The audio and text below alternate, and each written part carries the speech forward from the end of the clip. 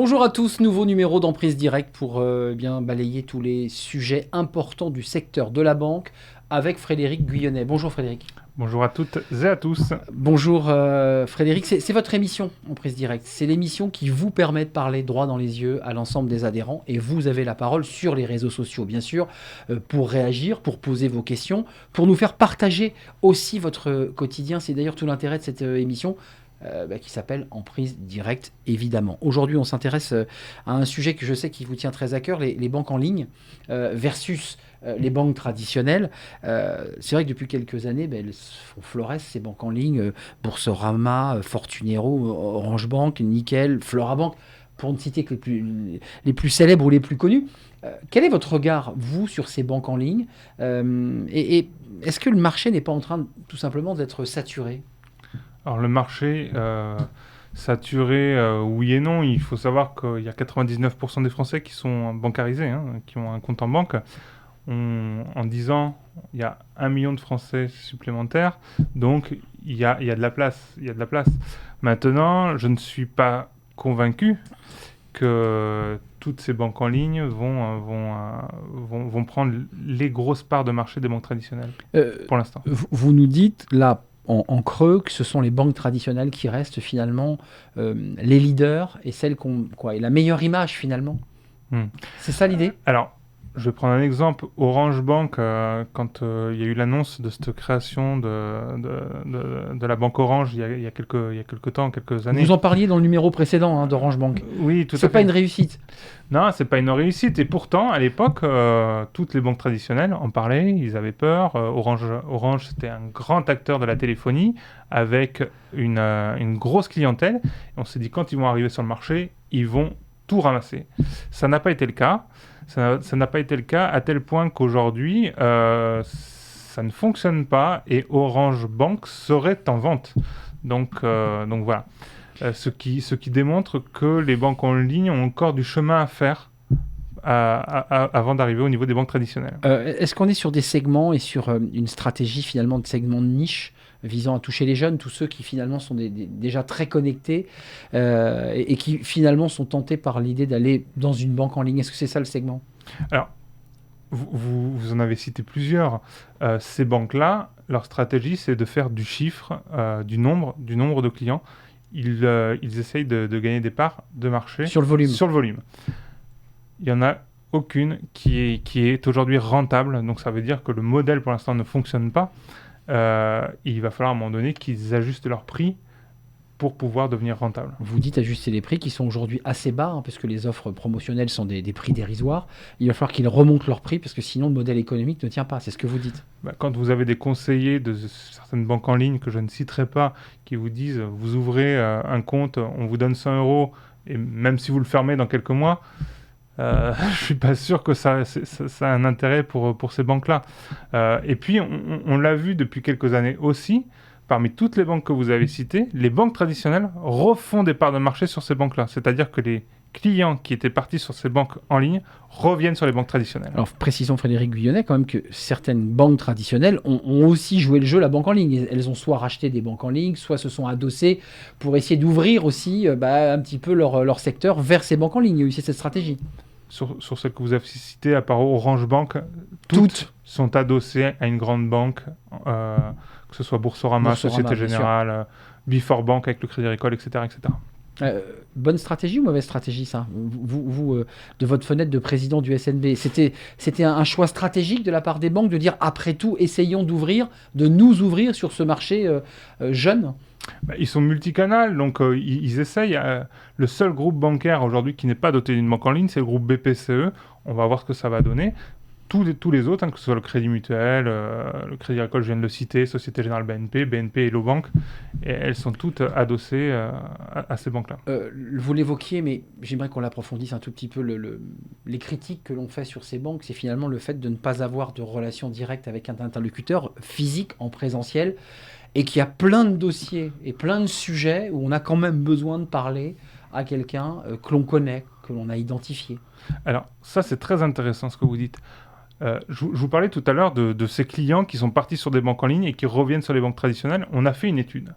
On a fait une étude pour savoir pourquoi ils revenaient sur les banques traditionnelles. Ouais. il y a 3 moments de la vie qui ressortent pour lesquels ces clients-là reviennent.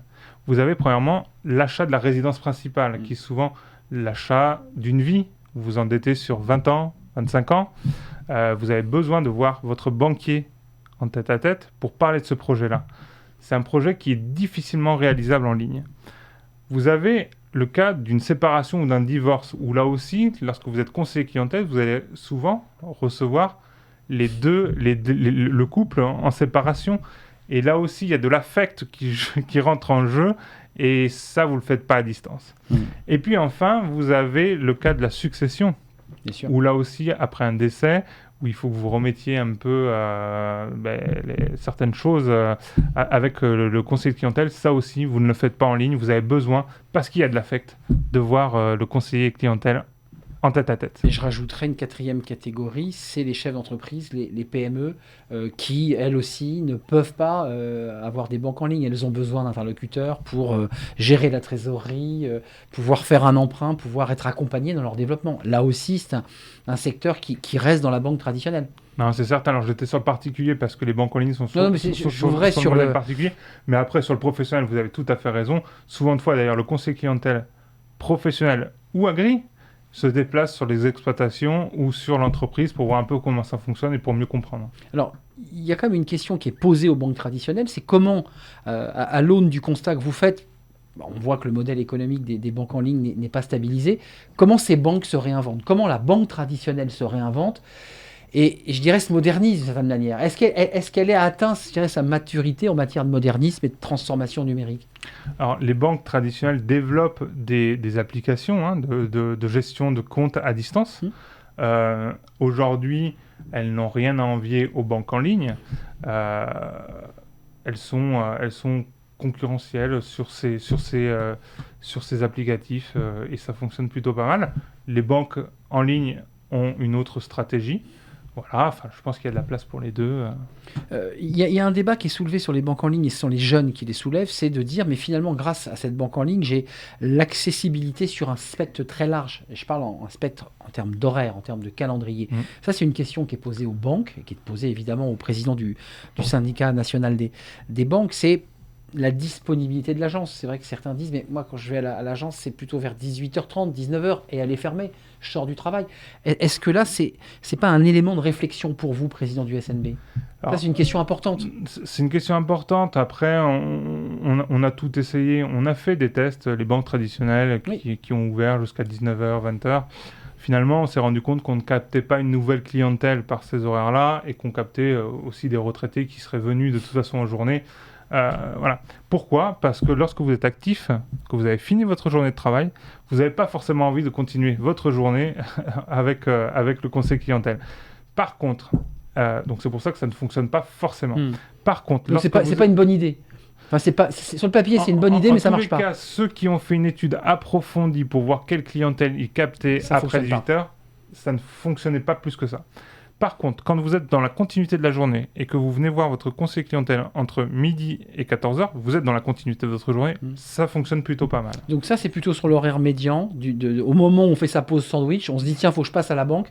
Et c'est plutôt le moment où on va aller voir son banquier pour échanger un chèque, pour apporter un document ou remplir son compte. C'est plutôt ça l'idée. Tout à fait. Puis maintenant, de toute façon, avec les nouveaux outils, que ce soit les mails, le téléphone, où vous pouvez laisser des messages au conseiller, finalement, vous pouvez le joindre à n'importe quelle heure. C'est tout à fait exact. En un mot, ce monde de la data, ce monde du numérique qui est là, on n'est pas dans le futur, on est dans le présent là, dans ce sujet. Il ne marche pas si bien que ça pour la banque. On nous avait prédit la fin de la banque traditionnelle, mais elle est là, bel et bien.